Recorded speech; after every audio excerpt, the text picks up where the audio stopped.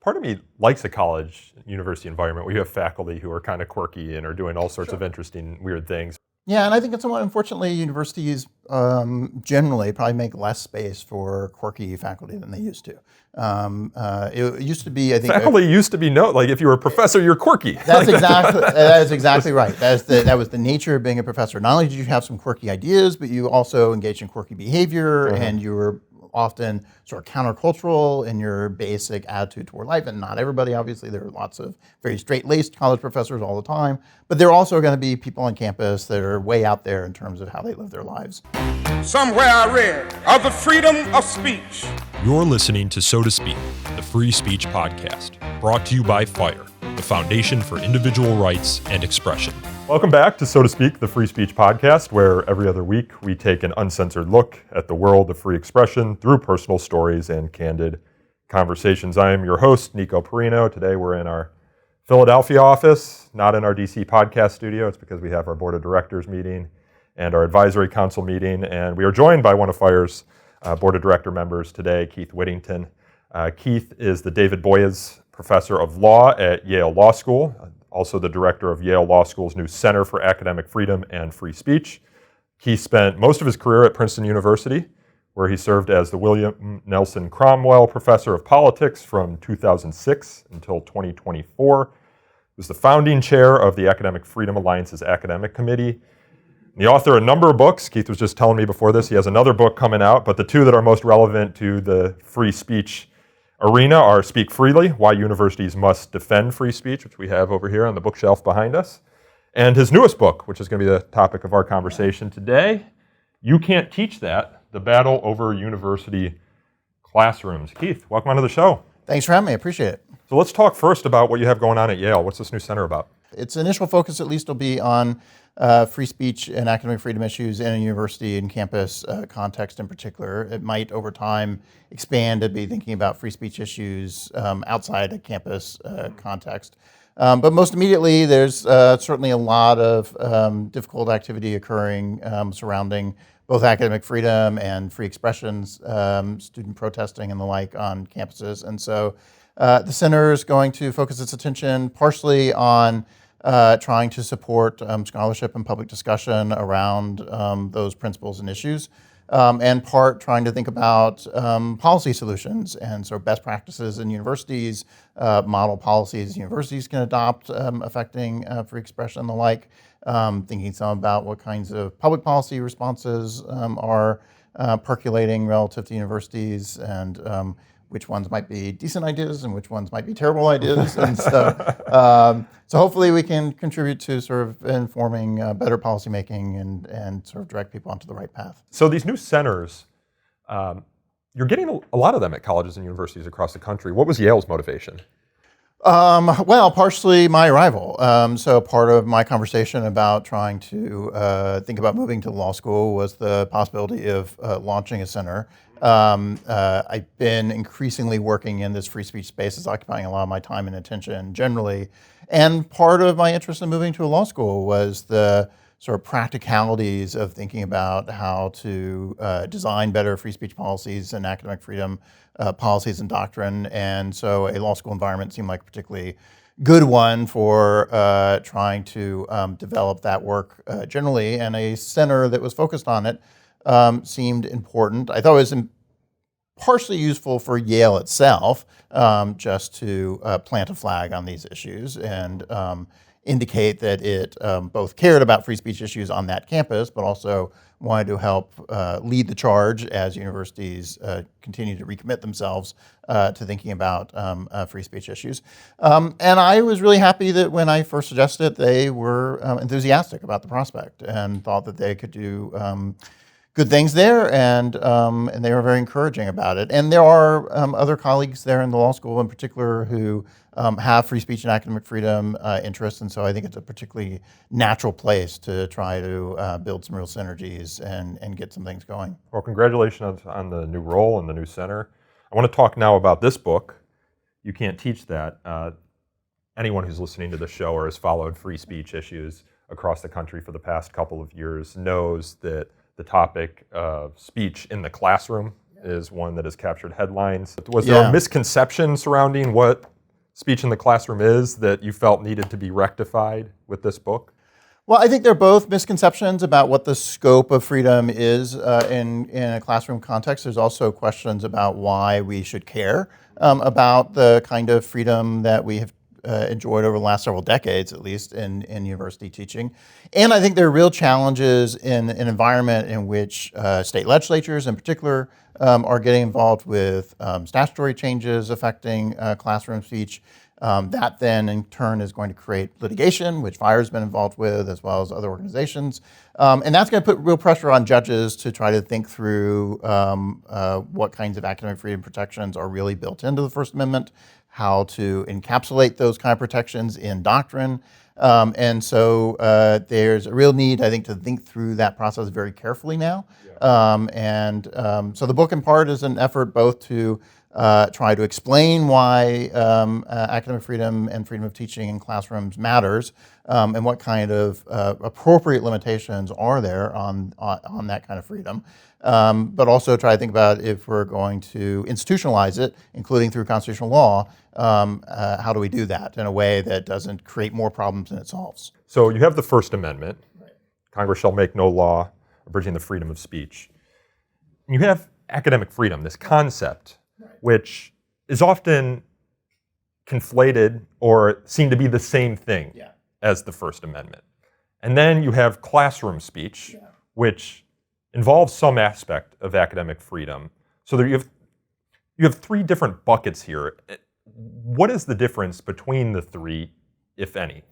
Yeah, well, I think that's one of the real challenges, is trying to think through what those differences are. And part of what I urge in the book is that as judges think about what kind of First Amendment grounding might academic freedom have, part of what they need to do is not simply refer to standard free speech doctrine, how we think about free speech in lots of other contexts, but think specifically about a university context, specifically about a classroom context, in which case they ought to be borrowing more from the kind of professional standards and norms that have been developed in academia about how that ought to operate. Well, norms is a good word there, because the First Amendment only applies to the government. And academic freedom standards often apply at private college and university campuses too, freely adopted. In the early 20th century, the American Association of University Professors gets organized in order to advocate on behalf of academic freedom principles in the United States, partially trying to bring over a set of principles that had first been articulated primarily in German higher education in the 19th century. And so they get organized and start trying to pressure American universities to adopt some new commitments to protecting scholarship and classroom teaching of controversial ideas. And eventually, by the mid-20th century, they become quite successful in getting universities voluntarily to adopt a set of policies and standards relating to both protections for classroom teaching, but also protections for scholarship, and then somewhat separately, protections for faculty engaged in speech in the public sphere more broadly. A little bit later, the Supreme Court winds up saying that there's some First Amendment interest in those academic freedom issues as well. And that starts getting courts into the mix of trying to think through what those things might actually look like. But the longer history of academic freedom in particular is one of faculty talking to universities and trying to develop a set of professional norms among academics about what the proper scope is of teaching in classrooms. How much should outsiders, including university officials and trustees and the like, intervene in that kind of classroom teaching? And that has mostly been a function of partially contracts in private university settings, and partially norms around professional activities. And now we're sort of seeing more constitutional law in play as we think about, okay, as those norms and contracts are getting overridden by state legislatures, is there some kind of backstop there that the Constitution says, okay, well, there's a limit as to how far legislatures can go in displacing these kind of practices that have been developed earlier. When thinking about the First Amendment rights that faculty might have, I think it's helpful to think about it in the classroom or academic context versus the extramural or outside of class context, because the First Amendment considerations are different. I think we probably have greater clarity as surrounding what they are outside of the classroom. And you had mentioned the American Association of University Professors. They also delineate between in-class or academic work and non-academic work in their 1915 Declaration of Principles and then their 1940 Statement of Principles on Academic Freedom and Tenure. So what are the First Amendment applications, or at least how has the court looked at them for, we're talking here about public college and university faculty outside the classroom, and then in the classroom or within the research and scholarship? Yeah, outside the classroom and sort of the public sphere is in some ways the most straightforward and easiest. Although it was the most controversial, oddly, for the AAUP when it's first thinking about what kinds of principles should they be advocating for in order to protect faculty speech in general. Because they're essentially thinking in the first place that what we need is to protect a great deal of freedom for professors to be teaching and researching controversial ideas without intervention by trustees and donors and the like who might try to suppress those ideas. More difficult for them was to settle on the idea, should professors also be able to go out in public and engage in political activities or talk about politics without worrying about any repercussions on the job? That sort of latter component, this ability to go out in public and talk about politics, whether in their time in the early 20th century, we're primarily thinking about newspaper op-eds or public speeches at rallies and the like. Now, of course, social media and other kinds of venues occupy similar kinds of space, which often gets characterized in the academic freedom literature as extramural speech, that is speech off campus outside the gates, right? And one feature of that speech is it looks just like First Amendment protected speech in general, that you're engaged in political speech in the public sphere, and then the question is, can your employer, in this case university employers, punish you for engaging in that kind of speech if it turns out to be controversial? And generally speaking, the same kinds of basic rules that we think about free speech broadly apply in that context as well. The more challenging and nuanced issue is what kind of freedom do faculty have, particularly in a classroom context.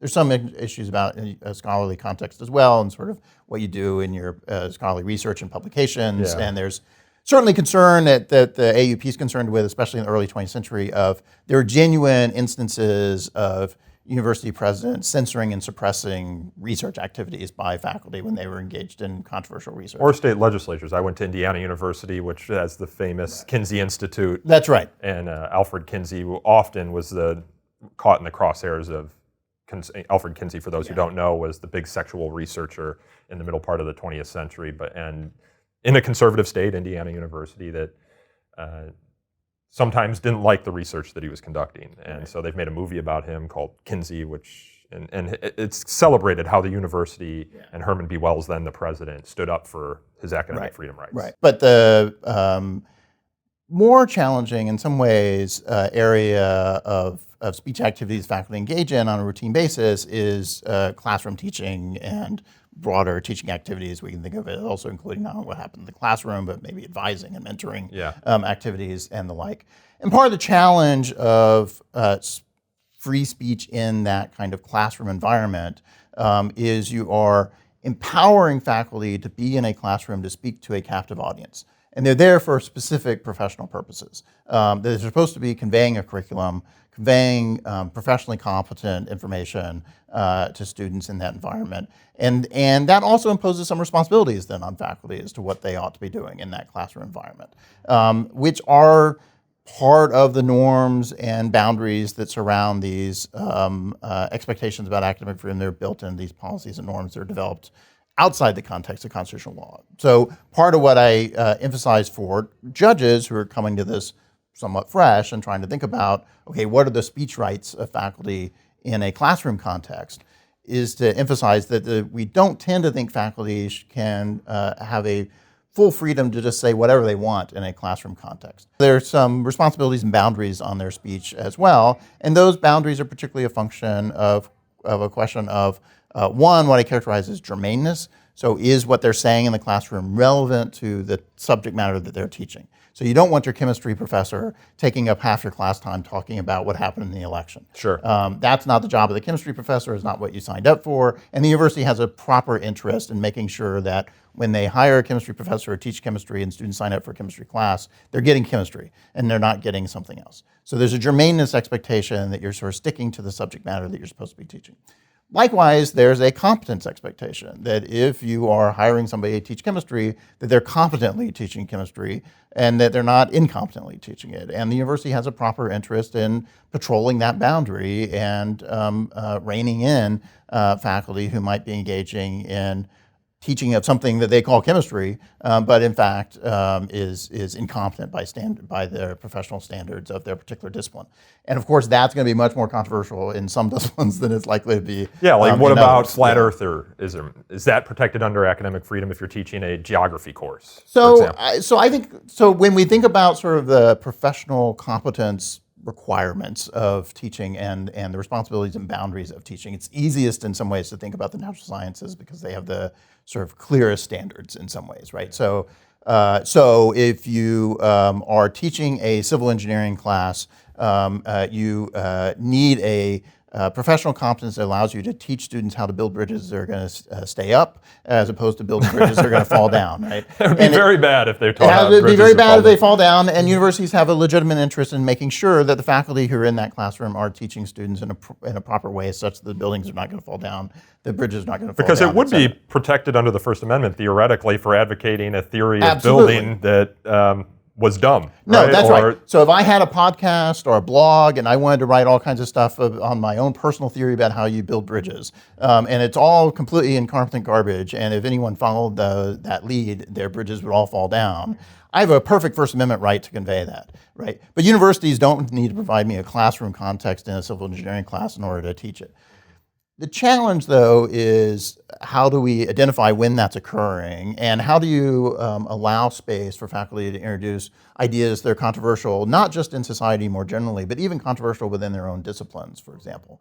And part of that responsibility is to be able to convey accurately to students that the ideas that they're being exposed to are not necessarily widely accepted even within their own discipline. So, for example, if you had a genuine flat earther teaching flat earth theory in a science class, generally speaking, I would say you're certainly walking on the fine line of not being professionally competent, but there may be ways of expressing it or explaining to students that, look, there used to be a theory that this was Sure. true, or here's the logic that would lead you to this conclusion, but if you are instead conveying to students, this is the truth, here's where all the evidence is, and it tells us that the earth is flat, then that's certainly something the university can properly step in and say, look, you can't do that. That's not what we hired you to teach. And so we don't want to develop a First Amendment doctrine surrounding academic freedom that would somehow insulate faculty from that kind of proper university intervention in the case of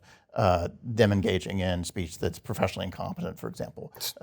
So the First Amendment applies to faculty members more wholly, or as we popularly conceive of the First Amendment in their extramural off-campus work. But on campus, there are these kind of gray areas. But we know from court doctrine that the First Amendment does apply at public college and university campuses. Now, I think what the critics are going to say, and what you're seeing some state legislatures say, is that why isn't this government speech? Right. Why can't the state legislatures tell their employees what they can or can't teach or can't say in the classroom? Most popularly, of course, the state of Florida did this with its Stop Woke Act. Fire's suing over that. The state attorneys are arguing in court that it's government speech, that the expansive view of academic freedom that Fire's arguing is not consistent with how a public college and university system should operate. Right. You also see the state's attorneys in Indiana, for example, surrounding their intellectual diversity law. ACLU sued over that law, and you have the state's attorney general there arguing that faculty members are just speakers on behalf of the government. And then you had, famously, Indiana University and Purdue University sign on to that brief. They later clarified their signing on after there was backlash from their faculty who said, wait, no, we just aren't mouthpieces for the government. But you can see how this line of argument might be appealing to just the public that doesn't understand the philosophy and the law surrounding academic freedom. Well, no question. Not only I think is it a compelling idea for the general public, but it's not obvious even from the perspective of constitutional law how this ought to work or what the boundaries are. So the court winds up saying in the late 1960s that there is some First Amendment interest in academic freedom, and partially they're concerned precisely with the possibility that comes out of Cold War anti-subversive legislation. Yeah, they say that our society will stagnate and die if we don't have it. Lots of flowery language, in particular by former law professors like Felix Frankfurter on the court and Justice William O. Douglas on the court. But eventually the court as a whole winds up adopting this notion that there are some constitutional limitations there on how much the government can penetrate into university teaching, for example, because you don't want to suppress controversial ideas that may in fact be crucial to the advancement of civilization as a whole.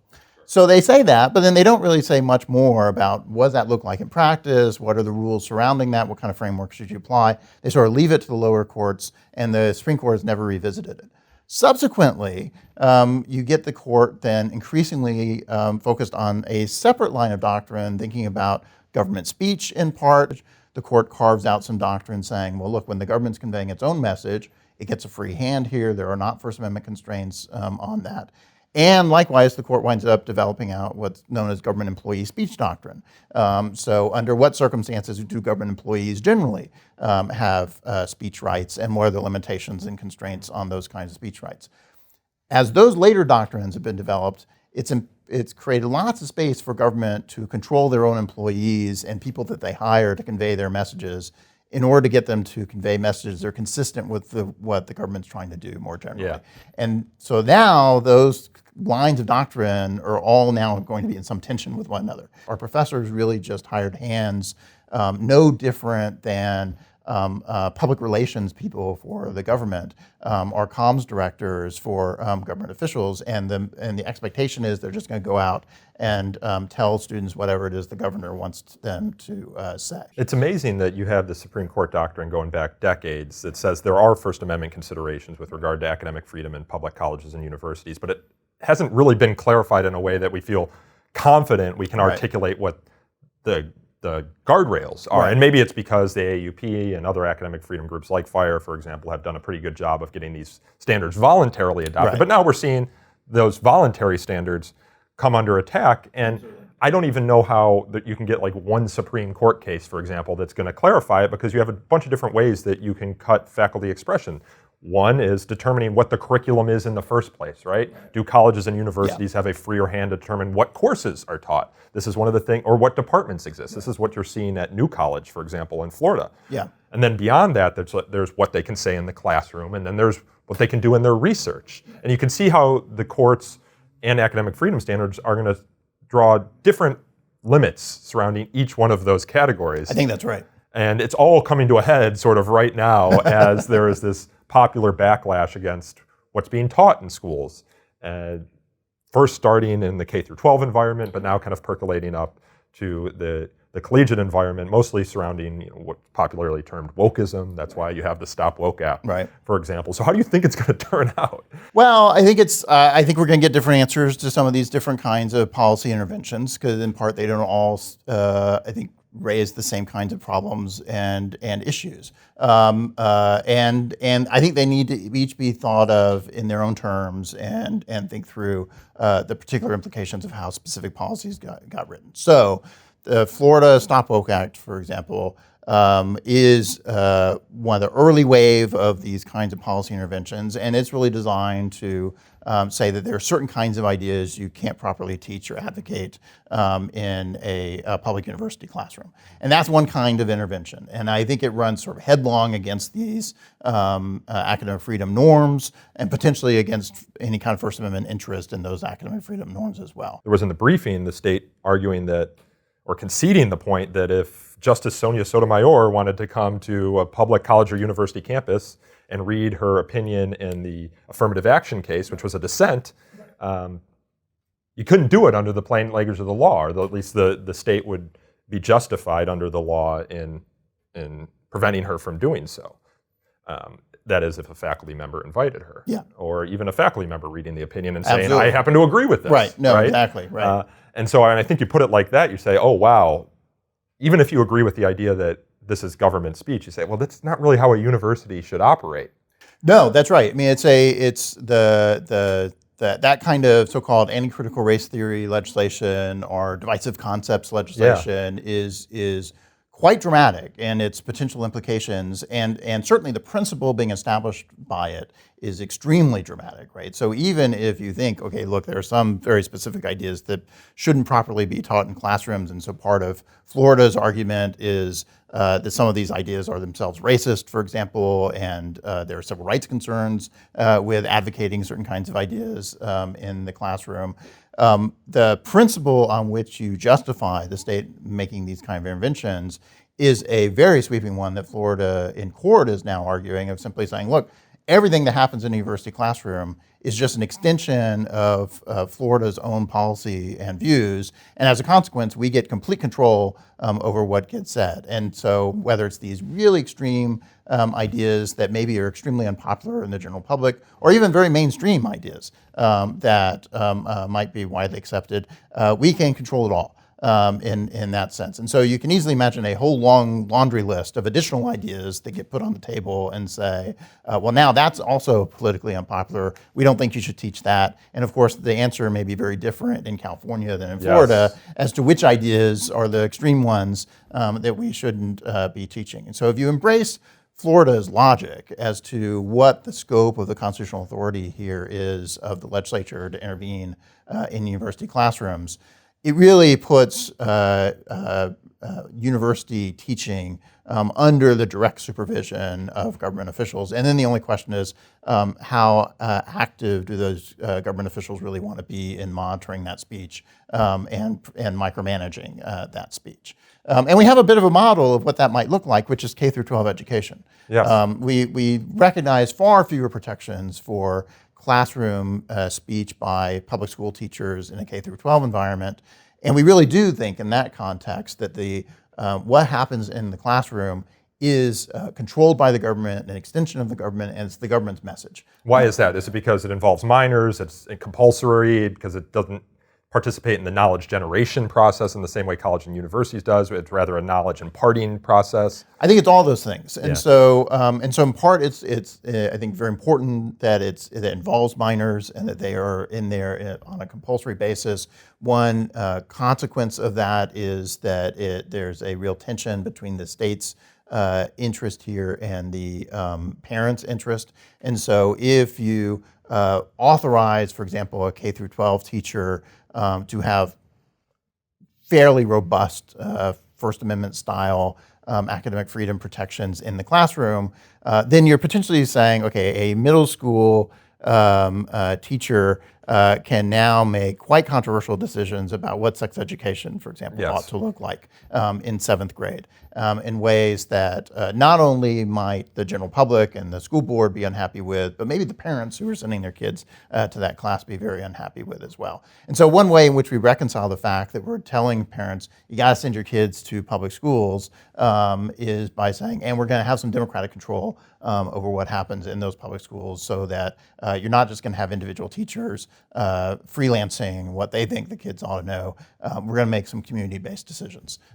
This is where you get the school boards that are democratically school boards elected. That are going to be democratically elected. They, in fact, are quite detailed about what curriculum they're providing. And so the whole sensibility about how we organize and manage public schools at the K through 12 level look radically different than what we expect at a public university level. And a big chunk of that is the fact that what we're talking about are minors. As the students involved. And so we shouldn't lose sight of the fact that when we're talking about college students, we are talking about adults. And for the court, that was also an important transition of thinking about what student speech rights existed on the college campus, is that we should not continue to treat college students as if they were children with no real constitutional rights on a university campus, such that they can have their own speech suppressed by universities to the extent universities want to. Instead, we recognize that they're adults, they're voluntarily there, they've made choices about being there, and under that environment, then we ought to expand not only, I think, a lot of free speech rights on the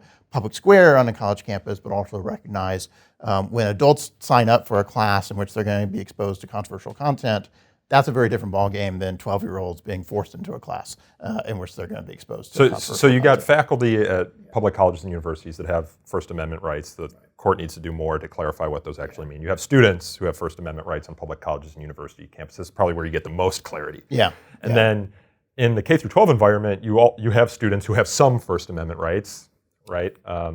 Going back to the Tinker v. Des Moines case. But in the K through 12 teaching context, faculty have almost no First Amendment rights. That's right, and even less right when we're talking about engaging in public speech more generally. And so if you're a middle school teacher who is posting things on social media, for example, you're going to fall within the confines of, as I mentioned before, government employee speech doctrine, which recognizes some real governmental interest in saying even what you're saying in your private life may have implications for your job performance. And courts have been somewhat deferential to school boards and superintendents who want to say, well, look, sometimes things teachers might say in public have implications for how well they're going to be able to perform their jobs as K through 12 teachers. So they have very limited speech rights actually in the classroom performing their job. To the extent they have any at all. If they have any at all, right? And it's very modest, but then even somewhat limited rights to the extent to which they're engaged in public activities outside the job. What about military academies? So military academies, I think, are in a somewhat different situation, in part because the purpose of the institution is different. It's indoctrination, and it is in some part. In that sense different. And so I think if there's a constitutional difference, though, between the two, and the courts certainly have not told us, right? So we're sort of out beyond where any doctrine really lies at this point. We're trying to conceptually think it through. And I'd be really reluctant to bring that case. No, I'd be very reluctant to bring that case. So let's talk about some recent controversies. Amy Wax at the University of Pennsylvania. There are so many different ways we can go with this. Amy Wax has been under the spotlight there at the University of Pennsylvania for years, 7, 8 years, maybe even longer. But the one thing I do want to focus on is her in-class speech. Yeah. And one of the things, she was recently suspended. One of the things that was in the letter that kind of spelled out her list of wrongs was that she invited Jared Taylor, who's a alleged white nationalist, white supremacist, invited him to a mandatory lecture for her law school course. And I believe there was also some sort of lunch that was associated with it. I'm not sure if that was mandatory. Protected under academic freedom standards?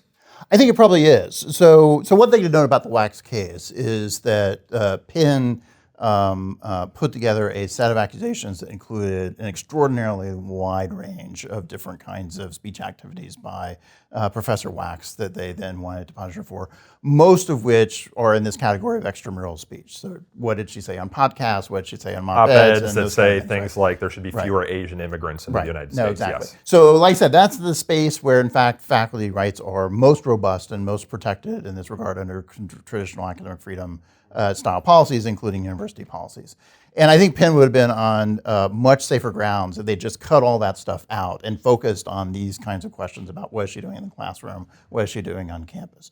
But those are very much smaller set of examples. Or what is she saying about her students? She had said in the aggregate, for example, that her black students hadn't performed well as her white students. I don't think she named a specific black student. But those are the sorts of things that got folks on campus really up in arms. So one of those examples then of things that happen sort of in her on-campus activities is the inviting of a controversial speaker to speak in her classroom.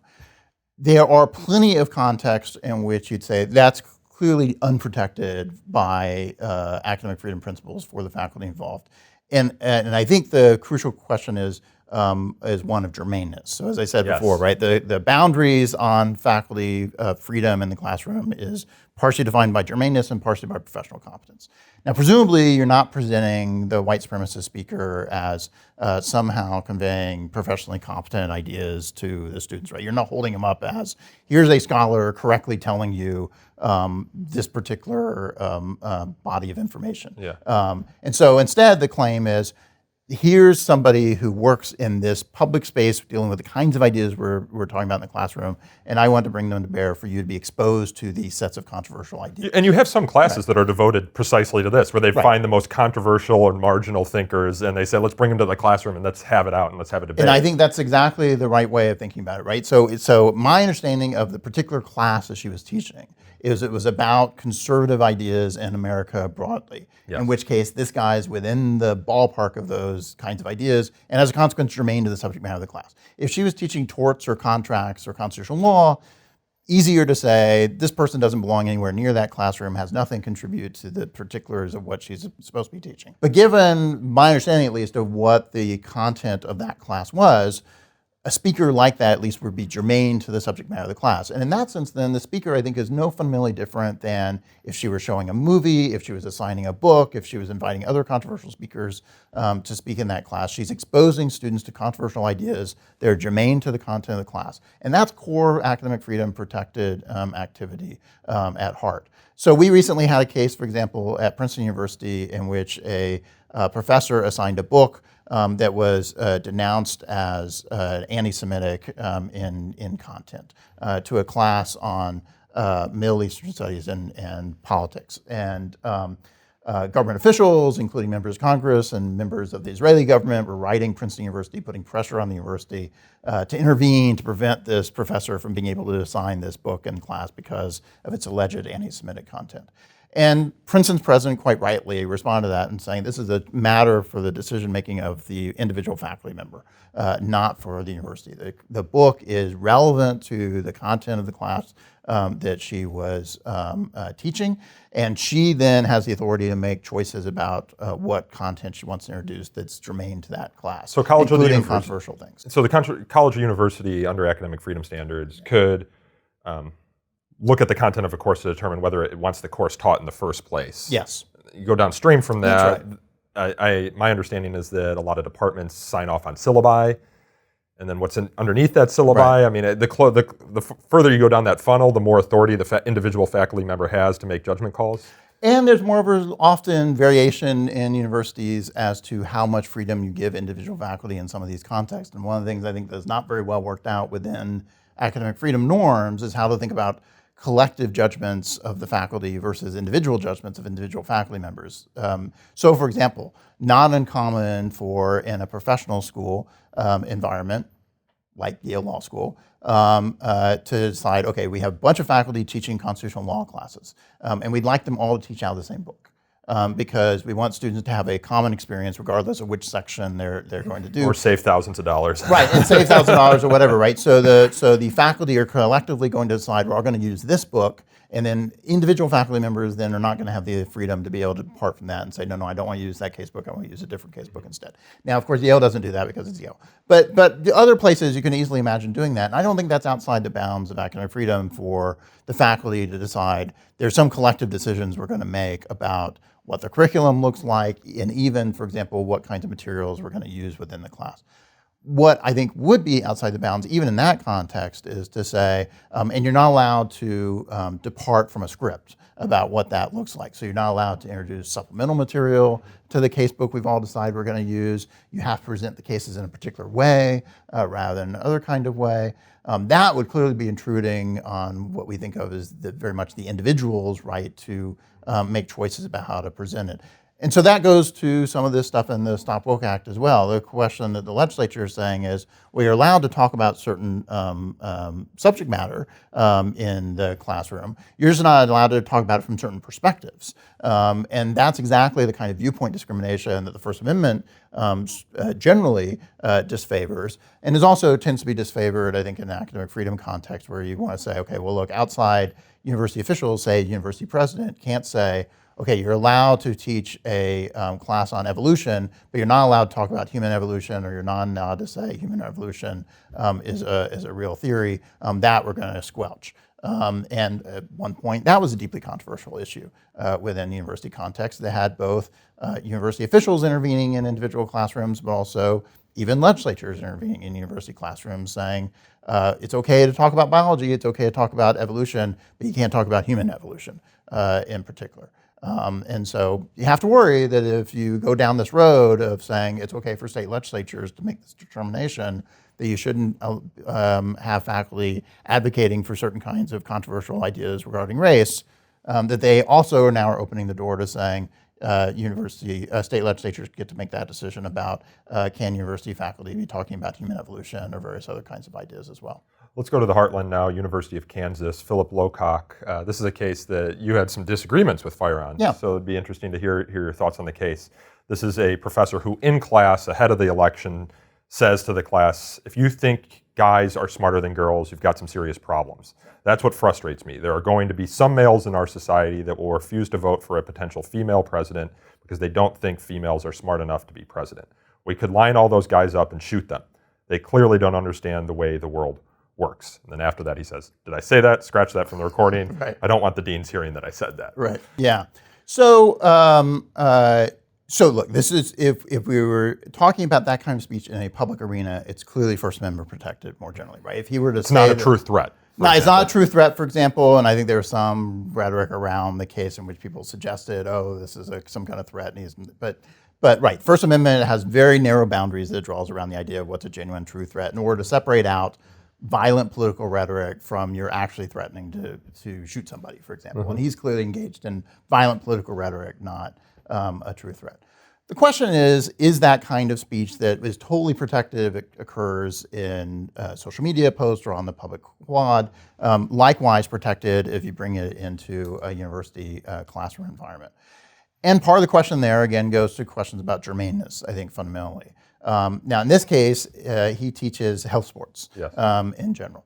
But we don't know a lot about the context in which this little 30-second snip of video takes place. Could have been asked by a student. Could have been asked by a student. It could be conversations between students and faculty before the class actually starts. He's clearly in a classroom. There are clearly students sitting in the lecture hall, et cetera. But we don't know if it's in the middle of a class. We don't know what the content of the class is more generally, et cetera. And so there may be circumstances in which I think that we'd want to give space for that. And moreover, I think even if you think, okay, that was inappropriate, he really shouldn't have been doing that in the class that he's teaching, I don't think it's a fireable offense fundamentally as well either, right? Yeah, I think you have to make some space for faculty, even if they're saying things that are not germane to the class from a subject matter perspective, might nonetheless be part of how you build rapport with students and sort of jokes and asides and the like. But I think faculty have a real responsibility, even when they're doing that kind of thing, not to be introducing deeply controversial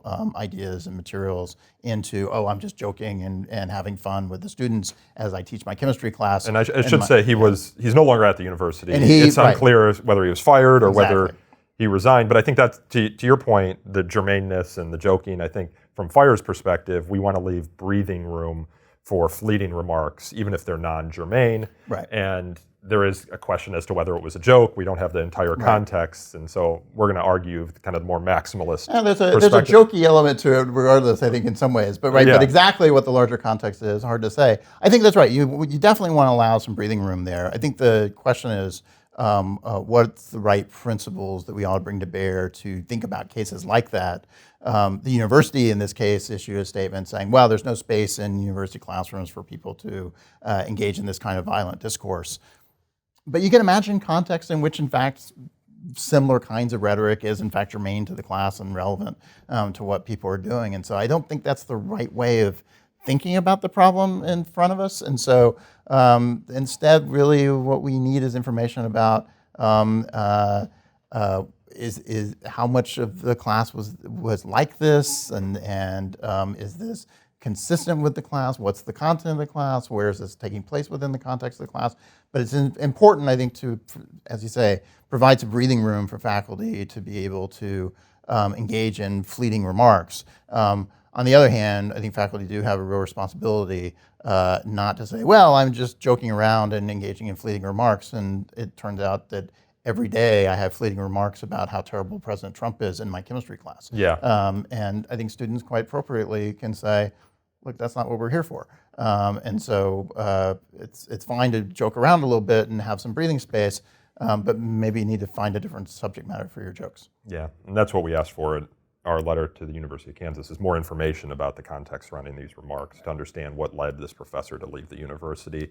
You had mentioned speech posted on social media. Maura Finkelstein at Muhlenberg College was fired, and the big headline-grabbing expression that seems to have led to her firing was, I think, a repost on Instagram. The post said this: "Do not cower to Zionists, shame them, do not welcome them in your spaces, do not make them feel comfortable. Why should those genocide-loving fascists be treated any different than any other flat-out racist? Don't normalize Zionism, don't normalize Zionists taking up space."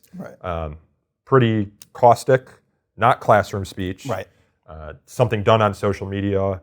Presumably she agrees with it, otherwise she wouldn't have reshared the post. And she did have some previous incidents involving the Israeli-Palestinian conflict on campus that she had to work out with her administration, and that seemed to have been worked out voluntarily on her part. But the college was under investigation for Title VI violations, and there seems to be some suggestion that Maura Finkelstein was something that her speech was considered in those investigations, and that led to her firing. Yeah. So what do you think about that case? So I think it's a tricky case. In part, again, there's a lot of context we don't know enough about her behavior more generally. And so, but trying to think about the larger principles at play here, it's certainly the case that we want to protect faculty who engage in expressing very controversial ideas, including very extreme ideas, about matters of ongoing dispute, including the war in the Middle East, for example, and how we ought to think about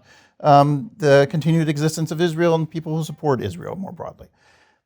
In this case, the content is not just about those public policy issues, but also how should we treat people who are on the other side of these issues. And you can imagine that playing out in all kinds of contexts, right? How should we treat people who voted for Donald Trump? How should we treat people on the other side of me on all kinds of public issues more broadly? Because the suggestion here is do not welcome Zionists in your space, and her space is a classroom. And her space happens to be a classroom space, right? And so then the question I think I'd really want to ask her as a university administrator, is there any evidence whatsoever that she's putting those ideas into practice in her professional activities on And that was the question with Amy Wax. And I think it's the exact same question we ought to be asking about Amy Wax as well as other faculty who find themselves in this, because we are very quick in our current environment to leap to conclusions that people who are saying things about identity, racial identity, or political identity, religious identity, various kinds of things, that it somehow makes people unsafe or unwelcome in their professional environments. And that has been an extremely powerful tool that people have used to try to suppress speech on university campuses, in particular speech by faculty. And I think the question that ought to always be in play in those contexts is there any evidence of actual discriminatory activity occurring in the professional behavior of that person? Are they treating people differently in the classroom? Are they in fact making people unwelcome in their classroom conduct and behavior? And if there's not, and instead all we have is evidence of them saying things that people don't like on social media, that's a very different question. People ought to be protected to be able to engage in that kind of speech. Joe Gow at the University of Wisconsin La-Crosse, who had this side hobby of doing porn with his wife. What was it? Sexy Happy Couple was, I think, their channel. Fire has provided Joe Gow with an attorney pro bono, extramural speech. But the argument on the other side is that this could have impacts on his classroom teaching as well. I mean, presumably students could go seek out and see their professor naked, right? Right. So it's an interesting case, right? And I it's think one of the more interesting ones we've ever had at Fire. And it's interesting in various ways, right? I mean, so among the things that's interesting so we think of this as protected expressive activity to be making these kinds of videos. And you can imagine a world in which that's not the right characterization even of the activity he's engaged in. I think that's the right way of thinking about what he's engaged in. When he's making sexy time videos with his wife and putting them on video porn channels, he does these vegan cooking things as part of it. So I think let's at least assume, for the sake of argument, that this is constitutionally protected expressive activity more generally. Porn is protected under the First Amendment unless it's obscene. And there's no suggestion that this was obscene. Certainly falls within those kind of categories. But it's not the traditional kind of expression that we're most concerned about protecting, even with extramural speech context, for example, right? So it's not I'm posting a social media post about some political thing. Instead, it's I'm engaged in a certain kind of activity in video format, and it's entertainment. It's entertainment, right? In that sense, and so it's a kind of expressive activity, but not central to what we normally are worried about. So let's assume it's protected in that sense, or it falls in that kind of category, and so we ought to bundle it with other kinds of things. Then and of course, the thing to know about Gow is he is at the time the chancellor of the university when he's initially producing this, and so then there are questions about what kinds of speech protections should university presidents have to engage in that, or any university leaders, or university leaders, whether provost or deans, right? So I think there's this category not entirely clear how big that category is, but nonetheless, a category of senior university officials, including academic figures, so people with faculty appointments as well, but they're serving in the role of president of university, for example.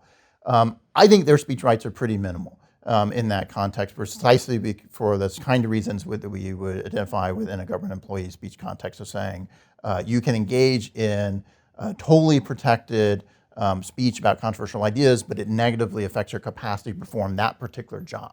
You cannot be a functional university president having engaged in certain kinds of speech, whether it's radical political speech of various sorts or a speech of this sort, or expressive activities. And he was chancellor, and he was fired from that. And he was fired for that. And then he drops quickly down to being, okay, now I'm a faculty member, and now I have tenured a one. tenure, right? Now I have tenure protections, but I also have traditional academic freedom protections, even if I didn't have tenure, although in this case he does have tenure protections in particular, and the university fires him from that too, right? And so then the further question is, okay, is that outside the protected speech for a normal faculty member? And then the question, I think, fundamentally has to be one of, does it have some kind of negative consequences for your ability to perform your job specifically? Again, it goes back to this question about how would we think about K through 12 teachers, for example, in this context. And there's certainly been instances in which we would say, if you had a 7th grade teacher public school teacher who made similar kinds of videos, would it have negative consequences for their ability to effectively function and perform their job? And I think the answer is probably yes, right? Because I'm sure those cases exist too. And those cases do exist. And so unfortunately, right, I think there's a good argument to be made that if you're a 7th grade teacher, you can't as effectively perform your job duties once this is out in the world. Again, the fact with university professors, you're dealing with adult students, and I just don't think it's the same ballgame to make that kind of argument to say, if you are a university professor teaching adult students, is it similarly the case that you can't perform your job function as a professor and teach them as if what you're teaching is a bunch of 12-year-old kids?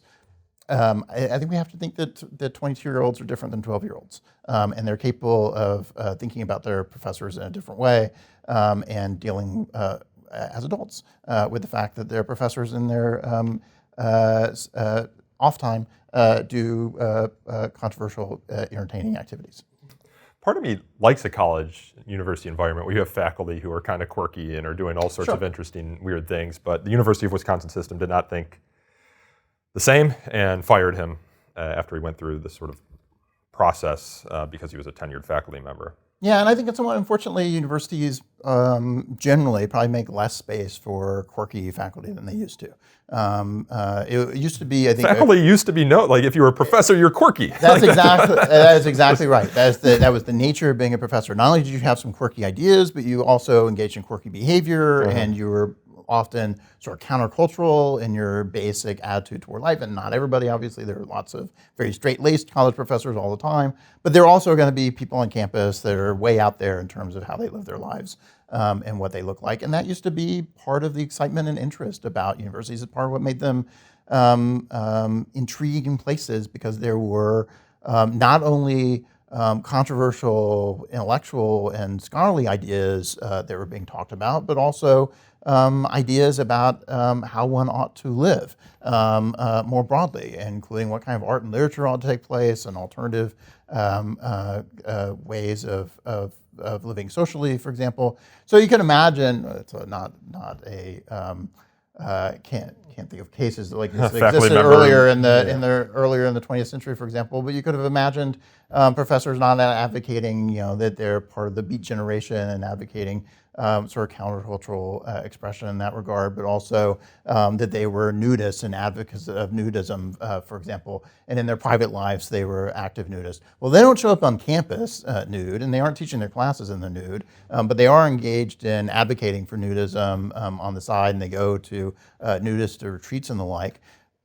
I think traditionally we would have understood, look, that's just their business, and that's part of the weird, quirky life of university campuses, and that is totally acceptable and fine.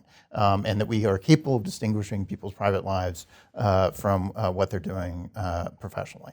And as long as the faculty understand that they also have to be able to draw some boundaries between how they conduct themselves personally and how they conduct themselves professionally, then we're all going to be okay. I worry that decisions like this is part of a broader effort to sort of say, no, we don't want quirkiness on our university campuses. We're not going to distinguish between people's private lives and their professional lives. We want them to be just as straight-laced in their private life as we expect them to be in a classroom environment. And I think we'll be the worse for it. Yeah. Not only as a larger society and culture, because we're not going to be very tolerant of sort of the range of ways in which people live and express themselves, but also specifically in the intellectual environment of a university. I think universities are going to be less effective at doing what they ought to be doing if we try to patrol those boundaries in that kind of way. Arthur Butz, you familiar with this guy? Oh, yes. Right. Northwestern. Right. He's a Holocaust denier. And I think I feel pretty confident in saying that because the book he authored is called The Hoax of the 20th Century, the case against the presumed extermination of European Jewry. Yeah, so he's an associate professor of electrical and computer engineering. He got his tenure in 1974. Right. He published this book called The Hoax of the 20th Century in 1976, although I had a hard time finding the precise date. It's either 1976 or 1975, but it was after he got his tenure. Right. And there have been calls ever since for him to be fired. I believe the college even made some changes to what classes he teaches, although I could be wrong about that. This is the sort of margin case or the test case or the theoretical case that you're always going to draw to when you're trying to figure out the boundaries of anything. Right. So a Holocaust denier who's a professor at a college or university. Yeah, well, importantly in his case, he's a Holocaust denier in an engineering department, right? Yeah. And so the Holocaust denial is clearly a side gig for him, right? So this is his hobby. He doesn't do porn, he does Holocaust denial. Right, he does Holocaust denial. And so this is his personal, political, expressive activity, not part of his professional profile as such, not part of what he teaches, not part of his scholarly expertise. And as a consequence, then, it's fully within that space of this is just pure extramural speech like any other controversial political view that he might hold and express. And we want to give, again, very extensive and robust protections to that kind of speech. Now, in this case, with Holocaust denial, maybe we'd worry that if he's really committed to that, does it have implications for how he conducts himself in the classroom? Is he discriminatory towards some of the students and the like? That goes back to the earlier question. And it goes back to the earlier question, right? So you want to know, what does the professional conduct look like? And that's a separate question from what kinds of ideas does he have and he expresses outside. The question is, how does he conduct himself professionally? If he conducts himself fine, that's one thing. The other, though, issue is he'd be in a different boat if he were an instructor of 20th century European history, for example, because then it would go to his professional competence and expertise, right? And so here, it has nothing to do with his competence as an engineer. He may be a perfectly fine engineer, even if he has crazy ideas about 20th century European history. On the other hand, if you had a 20th century European history professor who has crazy ideas about 20th century European history, that's a problem from a professional competence perspective, such that if he's publishing and he says, oh, these are just on the side, I'm publishing my Holocaust denial books, we start worrying, okay, is that undermine then his actual expertise and his scholarly credentials and his competence? And certainly it has immediate concerns about, okay, is that leaking into his classroom and how is he teaching 20th century European history if these are the ideas he expresses in public? But it may also have consequences about how we view his scholarly competence more generally, even if it turns out his classroom is perfectly normal. A final question here, going to whether there's actually discriminatory conduct happening in the classroom or on behalf of their judgment of the students. Amy Wax, you had black students, Asian students saying, even if she's not grading us poorly, and I think at Penn they even have blind grading, so she couldn't even determine whose stuff she was grading anyway. They're saying, I don't feel comfortable in her class. Or with Maura Finkelstein, you have Jewish students who are saying, I don't feel comfortable in her class. You might have the same, obviously, with Arthur Butz saying, he's never discriminated against me, but I know what he thinks of me. Yeah, no, exactly. So how can you litigate that? Because it becomes a slippery slope after a while, right? It's because then you're having to investigate the conscience of a faculty member without any concrete evidence that they're being discriminatory. No, I think that's right. So, and I think moreover we ought to recognize two big problems here. One of those problems is exactly this one of saying Now you're saying we're on an evidence-free basis, we're going to just assert that you cannot treat people fairly, despite the fact we have no evidence you've ever treated anyone unfairly, because you've expressed these ideas and people are concerned that maybe at some point in the unknown future you will treat somebody unfairly. But the evidence you do have is that the students are uncomfortable. I mean, you have that, but which leads to, I think, the second big concern. We have this kind of argument, which is say this isn't a claim about I am subjectively uncomfortable because of ideas that a professor has expressed is something that is extraordinarily easily weaponized across an extraordinary range of ideas. And so going back again to University of Florida and its concern about critical race theory, so-called, right? You can easily have white students making exactly the same kind of concerns about faculty who advocate certain kinds of scholarly ideas associated with critical race theory and say, I'm not going to be comfortable in a classroom in which I have a professor who believes those ideas about race that I think express a kind of hostility and animus toward that white I'm an students. oppressor just by the nature of being I'm white. an oppressor by the nature of being white, for example. I participate in a system of oppression as a consequence of my race. I bear some guilt as a consequence of my race for things that occurred in the past. For example, how can I possibly feel comfortable and think I'm going to get a fair shake in the classroom from a professor who thinks that? Or we've had plenty of faculty who, in their extramural comments, will say things like, people who vote for Donald Trump are conservatives, are extraordinarily dumb and have fascistic tendencies and the like. And if I'm a conservative student and I read that my professor had said something like that on social media, can I now think, well, I can't get a fair shake and be treated fairly in a classroom because the professor thinks that? You're seeing some of those questions raised in the wake of exactly. the presidential election, where you had No faculty question. members cancel their classes and write these yes. emails about the trauma that the election, recognizing the trauma that students are feeling as a part of the election. You have to ask yourself, if you're a conservative student, like, am I a bad person because I voted for Donald Trump? That's right. So I think, anytime we think about these kind of free speech rules and practices in general, it's critical that we think about how does this generalize? How would we apply it across the wide range of different ideas and views that get expressed? And think not only about, well, here's a particular set of ideas I really dislike, or a particular kind of animus that somebody's expressing that I find particularly distasteful, but also, what's the list of all the other ideas? What's the list of all the other students who might feel uncomfortable as a consequence of something a faculty member has said? And are we going to apply that same rule to that whole list?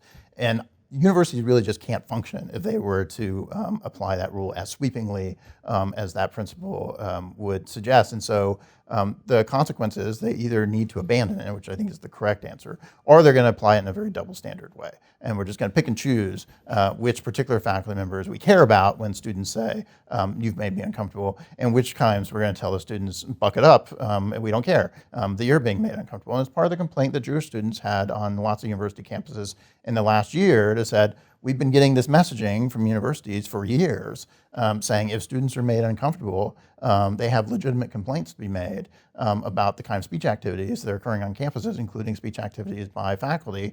And yet here we have universities telling Jewish students, sorry, this is just free speech, buck it up. Like Harvard with Ronald Sullivan, who was on Harvey Weinstein's defense team. You know, students said they felt uncomfortable because he had represented Harvey Weinstein, which is something that attorneys happen to do in their line of work, defend unpopular clients. Nevertheless, the university capitulated, and that's what you get all these double standards where you have Harvard have a mandatory Title IX course that said fat phobia is a form of violence. Meanwhile, from the river to the sea is fair game. You can see why students would be complaining about that, as I think the Free Press put it, no double standards, just free speech standards. Yeah, no, I think that's It makes their job easier too.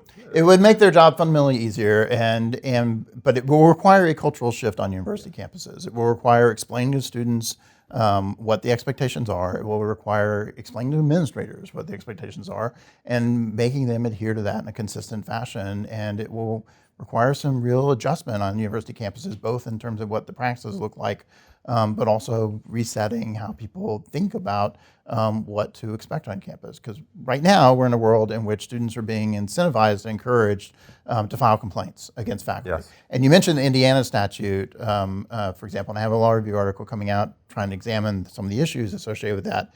But the Indiana, which is a sort of pitched as an intellectual diversity mandate for classes, in part it requires state universities in Indiana to develop a system in which students can file complaints against faculty because they think that the teaching in their classes is not sufficiently intellectually diverse. The faculty don't offer a sufficiently wide range of views and perspectives in the materials and ideas they're teaching in the particular class.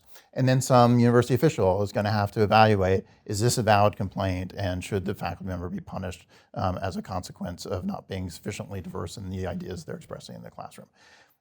These are systems. They're very easily weaponized and brought to bear in a way that will not lead to better scholarship or better teaching or better education, but instead will stifle a set of ideas and lead people to be very tentative about how they try to approach ideas and teaching in the classroom more generally. But the Indiana statute fundamentally is just building on a administrative regime and set of cultural expectations that are just pervasive in universities. It's just applying it to a new space and content, and from a more conservative perspective. And so I've been warning people on the left on university campuses for years that if you go down this path, it's just going to be a matter of time before conservatives realize they can play this game as well, and they deploy the exact same arguments and exact same practices in ways you're not going to enjoy. And that is now increasingly what we're seeing. Well, I'm so glad they listened to you. Yeah, if only they had listened to me, things would be much better. This is a story of my life. But unfortunately, I think the chickens really are coming home to roost. And hopefully then some people will finally learn some real lessons about this and will adjust in a way that becomes more free speech protective. But I worry that instead we're going to go down the opposite path and just say, okay, how can we just pile on more and more of these things in order to make sure that every possible stakeholder, every possible constituency feels like their own particular concerns are being adequately addressed through an aggressive surveillance and suppression regime. Yeah. Well, folks, the book is You Can't Teach That, The Battle Over University Classrooms, and the author is Keith Whittington, now a Yale Law professor. Keith, thanks for coming on the show. Thank you, appreciate it.